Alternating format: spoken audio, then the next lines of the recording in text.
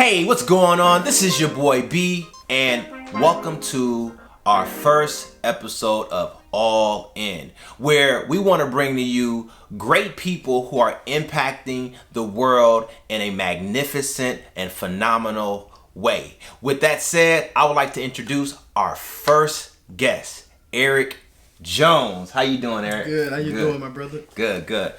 Just to give you a little bit about Eric, Eric owns a luxury shoe company called LFLS, and also he is the owner of content creation of Riff Marketing, and as well as owner of Prestige Rogers. I want to start off this conversation rather. Take us back. You started your business 2015. Yeah, so I started end of 2015 while I was in school, probably my junior year of college. Just growing up poor, seeing my mom struggle, I was like, okay, I don't want that future for myself, and I want to get my mom out of that too. I read an article about a girl that started a shoe company, and she didn't know anything about shoes. She just had the money and the connections to get it started. And I was like, I don't got the money, but I majored in fashion.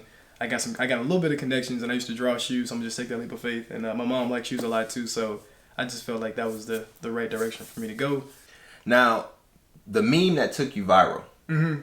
I had a couple of those. Okay, so talk about the first one. So the first one, I think, was I shared in 2010 I lost my grandma. 2013 I lost my dad as soon as I got to college, and then 2016 right before I graduated from college, my mom ended up passing. So she never got to see me sell a pair of shoes or graduate, in which she had invested so much into both of those things. I had one that says most black-owned businesses don't need funding, they just need support, and I had a picture of me and my shoes beside it, and that's been shared on a lot of black excellence pages on social media. Anthony Anderson has shared it.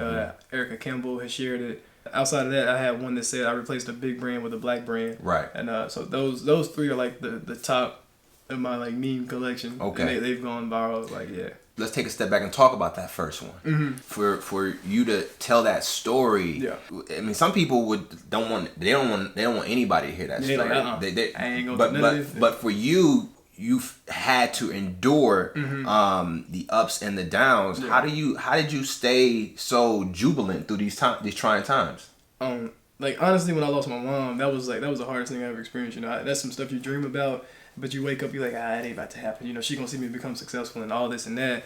But when that happened, bro, I looked at it like, she was there for me to help me build this business. And it was like her passing the baton on to me, to finish it off. She established this smooth foundation for me. She sacrificed a lot, and it was like, it was like my time is up now. I've done what I was put here to do for you. Now you carry it on for the rest of for your kids, and I've made it through just by taking the good out of it. I guess like everything happens for a reason, as people say, but I try to look at the positive out of it, and what she did for me, and knowing that she's still living through me and everything like that. And I would be making her proud, and it's hard to get through, but I look at the bigger picture, like the end goal of like my life. So before I die, I wanna be able to impact millions of people's lives and give back, and just make a huge impact and leave my mark on the world. So yeah, I feel like they've allowed me to do that, even though they aren't here, today.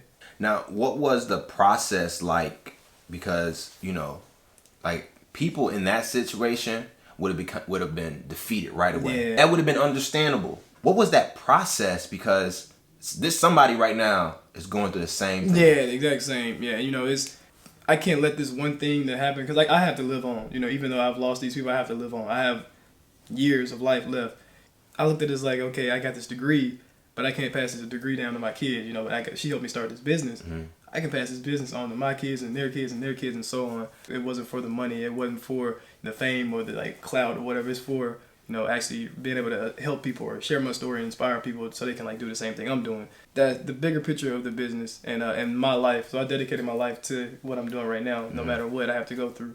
So once you make that decision to dedicate your life to that purpose, if it was a God-given purpose, or if you just feel like this is what my life is, this is what I'm here for, and I put her death at the top of the list of the worst thing that could ever happen to me. And God knew that would light an even bigger fire under me, and it would also allow me to have more my endurance or whatever I go through, just having that at the top of the list is like, yo, it ain't as bad as me lose my mom, so I guess it's cool. Just keep pushing. You mentioned earlier on being an entrepreneur in the mythos. The representation, the optics of what entrepreneurship is versus what it truly is. Can you elaborate on that? Yeah. So we basically, when we talk, I mentioned we have two people that are in entrepreneurship and they feel like they're going through something that other people aren't going through, because the people that are in entrepreneurship that are successful, they're not showing that story or the the obstacles they have to go through. And then there are people that aren't in entrepreneurship that they see those entrepreneurs that are living their life, showing their money, showing their planes, Lambos, trips, whatever, and they feel like, oh, entrepreneurship is easy. I'm gonna hop in this, and then they get in it and they start going through those beginning phases, those obstacles they have to face, and they're like, dang, this not for me, and they drop out. Specifically in the Black community, we see that a lot. Like, people jump in, they think it's easy, and then it gets hard, and like, oh dang, I'm gonna drop out. And then people that are in it think that I'm going through this stuff that nobody else is going through, so I'm gonna drop out. And so that drops the amount of entrepreneurs that become successful, because we just share the glory and not the story. So I pride myself on sharing my story. How much me having food stamps, my bank account going in the negative often as heck. Just all those different things, and other, like, shoes getting stuck in customs. Just a lot of different stuff I just share. I'm very transparent about my journey, just to let people know, like, hey, this is what you're gonna experience. So if you about it, get into it. If you're not, stay away from it. When you got in, like, there was a lot of stuff I can only imagine going on. I ain't have nothing, bro. Either. I didn't have shit. Yeah. like nothing. I didn't have no money. I didn't have no inventory. I didn't have, like, people there to assist me with, like, which direction I need to go in. Everything I've done, I've gotten out the mud. I've learned on my own. Like, and I mean, I'm more of a hands-on person. I like to experience things. Just like if you're riding a bike, you fall, you get back up. And just like I've recently really started living by something like, fail like a baby. So if you look at a baby, when they're growing up, they're crawling. They get to the point where they feel like they can walk. They start walking. They fall. Shit. They fall again. They fall. They get back up though, and they keep getting back up. They don't say, "Oh, I'm falling. I guess I'm not meant to walk." They just get back up until they're like completely, they got it. So with business, it's like, you can't just say, this business ain't for me, or this not gonna work. You just gotta keep getting back up and keep going after it, because it's gonna happen. That's most of the time people fail just because they give up. They can have an idea that thousands of other people have and have done it and been successful with it, but you can do the same thing as long as you just continue to, grind it out. This other meme you had that I read, you said that Black-owned business don't need funding, they just need support. What did you mean by that? So most people think, so if I start a business, and most businesses can be bootstrapped. Yeah. So most people have people that back them, like their family, friends, or whatever, etc. I didn't have that. So, me going into the industry, like, okay, I don't got nothing. All I have is product. Because my mom helped me get my first order of shoes. And I wouldn't need to go get an investor if I had the support off back, with that product that I had. So if I had 300 pair of shoes and I released it, and I had every Black person in the world was like, oh, dang. Or it was a group of, like, an incubator of Black men that said, okay, yeah, when you drop these shoes, I'm going to support that. I'm going to buy that. And you got your margins right, so you make enough profit to reinvest into the business. Most Black-owned businesses don't need funding. They just need support. So if our people supported us, we wouldn't have to go outside of our race to be like, okay, can you give me this loan because I can't find it anywhere else. We would be able to incubate within our own and just, like, nurture our own, like, community and help each other. But and I mean, and essentially that is the fun. It's being able to fund that process. And now you also are super big on transparency, but you put it all out there, man. And for somebody be like, man, that's embarrassing. I can't do that. Some people, being growing up how humble. I grew up, man. Yeah. I grew up with nothing. Rats, roaches, holes in the wall. So who am I to walk out and say, oh, I'm better than you, better than you, better than you? Just coming from those humble beginnings allowed me to be very humble. And I don't have it all right now, but you wouldn't be able to tell from me, just like the way I look, the way I express myself, and the way even if I share, like, oh, my bank account the negative, I'm gonna share it in a way to where it's professional, or like it's not just like, oh, think this dude broke, he ain't doing nothing. People know I'm grinding, and the purpose of me sharing my story is just to show, like, this is what I've had to go through. So when I become successful, people just like, oh, he's an overnight success. It's like, nah, nigga, I've been getting it in every step, and you've been there every step of the way. Right. You've seen my bank account here. You've seen me crying. You've seen me down and out. So it just builds that. It builds that character, and people just, like, respect you a lot more than that. Because I love being humble, and I hate when people say, "Oh, you popping, you got this." I'm like, "Nah, chill out." Yeah. It's like, I'm not no better than the next man. I'm just living out my purpose. You're still in the trenches. You're still grinding it and out. Even when I get out of the trenches, right? It's like, yo, how can I help you get out? Like, I'm no better than, So that's I really want to. It's bigger than shoes. It's bigger than me. It's more about us.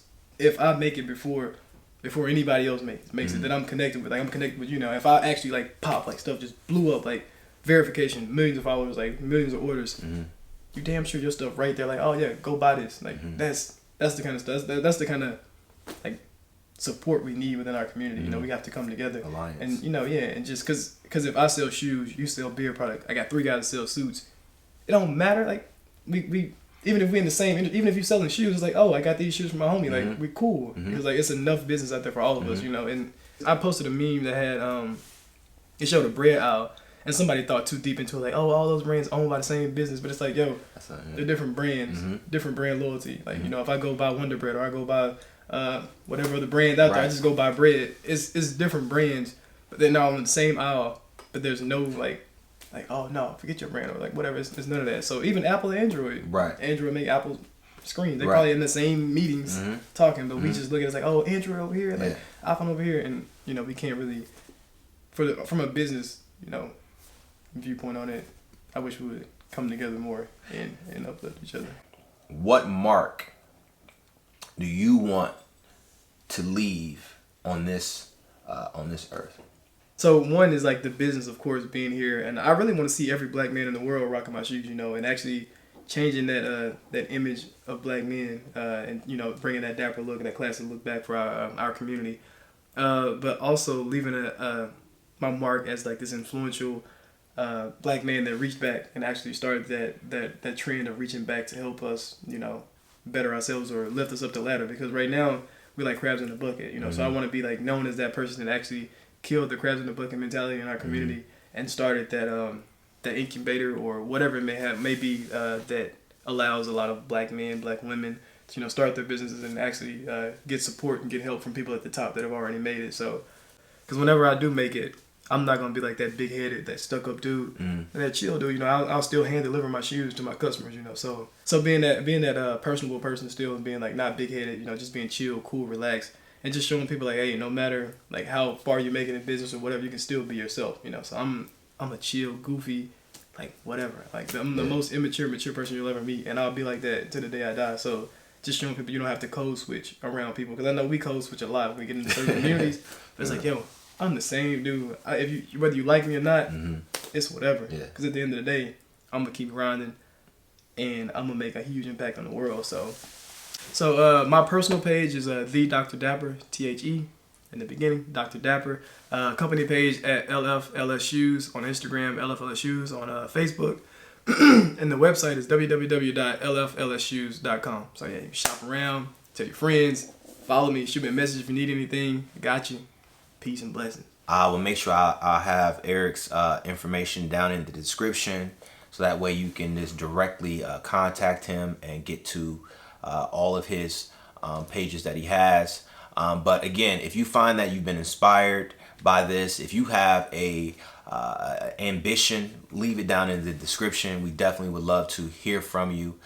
This is our first episode, All In, with my man Eric. I appreciate each and every one of you. Until then, we out.